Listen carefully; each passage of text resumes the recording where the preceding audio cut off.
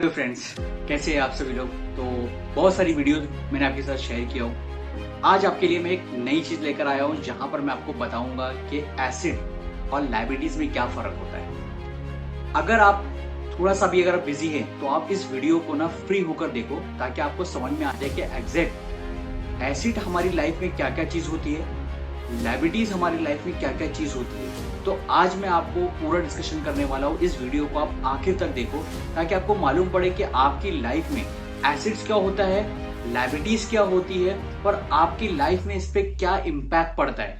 आप इसकी वजह से आगे जा रहे हो या फिर पीछे हो रहे हो। तो मैं आज आपको पूरा डिस्कशन करने वाला हूँ। सिर्फ आप इस वीडियो को आखिर तक देखो, आपका थोड़ा सा टाइम निकालो और इस वीडियो को आखिर तक देखने की कोशिश करो ताकि आपको समझ में आ जाए कि आपके पास एसिड कितना है, लायबिलिटीज कितनी है। तो चलो इस वीडियो को हम स्टार्ट करते हैं। अगर आपने इस वीडियो को सब्सक्राइब नहीं किया है तो सबसे पहले इस वीडियो को सब्सक्राइब कर दे, बेल आइकन पर क्लिक कर दे। तो हमारे पास दो चीजें होती है हर एक पर्सन के पास, कोई भी इंसान हो, जो बिजनेसमैन हो या फिर सैलराइड हो, तो हर एक पर्सन के पास दो चीजें जरूर होती है।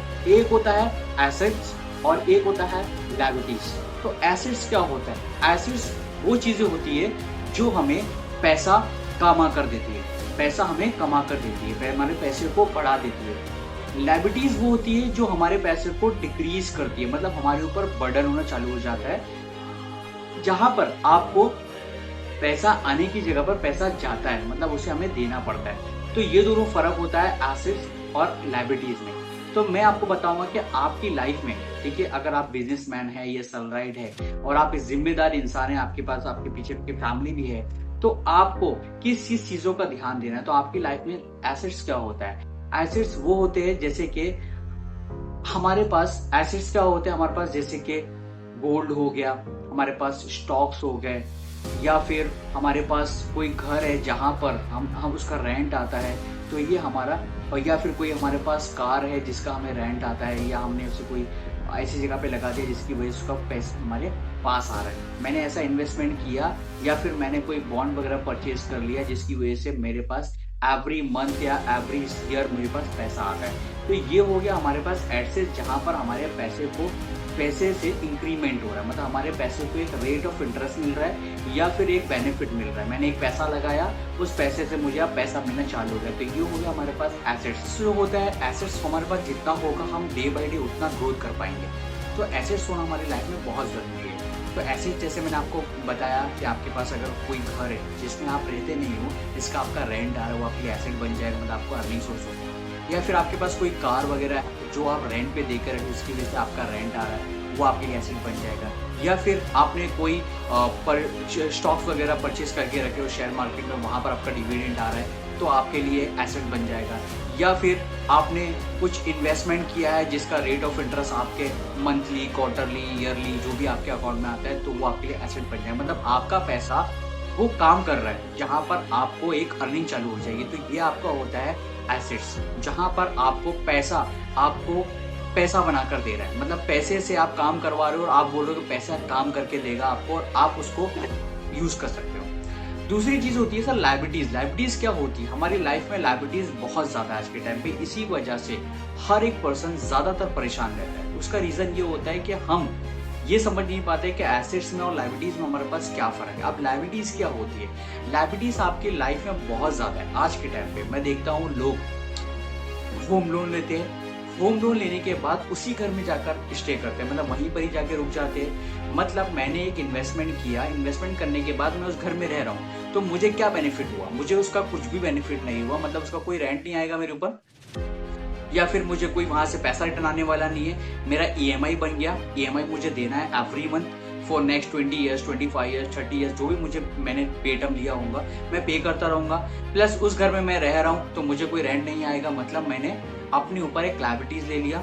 दूसरी चीज, उसका आपको मेंटेनेंस भी देना पड़ेगा, मतलब आपके पॉकेट से भी और एक्स्ट्रा पैसा जाएगा, क्योंकि मेंटेनेंस तो आता ही है बिल्डिंग का। भले किसी बिल्डिंग का कम होता है तो किसी का ज्यादा होता है, बट आपको मेंटेनेंस देना पड़ेगा।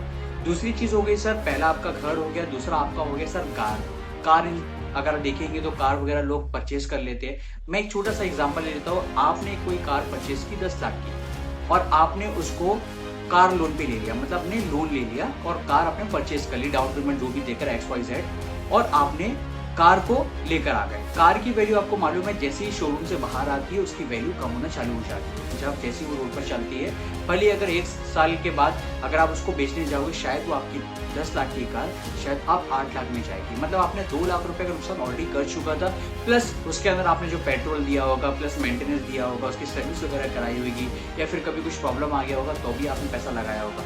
मतलब आपने ऊपर क्या ले लिया, एक जिम्मेदारी, मतलब आपके सर के ऊपर एक जिम्मेदारी आ गई जहां पर अब आपको पे करना पड़ेगा। तो ये हो गया, पहला हो गया होम लोन, दूसरा हो गया कार लोन, तीसरा आज के टाइम में बहुत ज्यादा क्रेज चल रहा है जैसे कि बाइक लोन हो गया। बाइक भी आज के टाइम पे लोग लोन पे ले लेते हैं, उसके बाद बाइक यूज करते हैं, बाइक में खर्चा भी करना है, हमारे ऊपर लाइबिलिटीज हो गई। मतलब हमारे पास ऑलरेडी 2 थी, हमने तीसरी भी ले ली, बाइक परचेज कर ली, बहुत अच्छी बाइक आई थी रॉयल एनफील्ड। आज के टाइम पे देख रहे हो हर एक इंसान चाहता है बुलेट ले लूं। बुलेट शौक पे तो ले लेते हैं, बट बाद में उसको देख रहा है कि उसके ऊपर डे बाय डे पैसा घर में आने की बदले वो जाना चालू कर दिया। तो यही रीजन है कि लोग समझ नहीं पाते कि एग्जैक्टली मुझे मेरी लाइफ में एसेट्स और लायबिलिटीज क्या क्या है।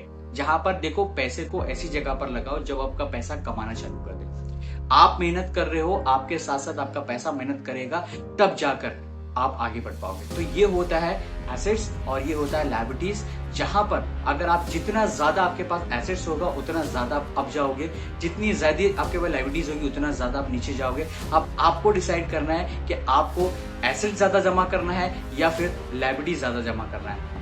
तो इस वीडियो में मैंने आपको हर एक चीज क्लियर किया हूं। अगर इस वीडियो को आपको पसंद आई हो तो इस वीडियो को आप लाइक करना ना भूलें और ज्यादा से सब्सक्राइब करें। आपका अपना Mustafa Khan. Thank you so much दोस्तों।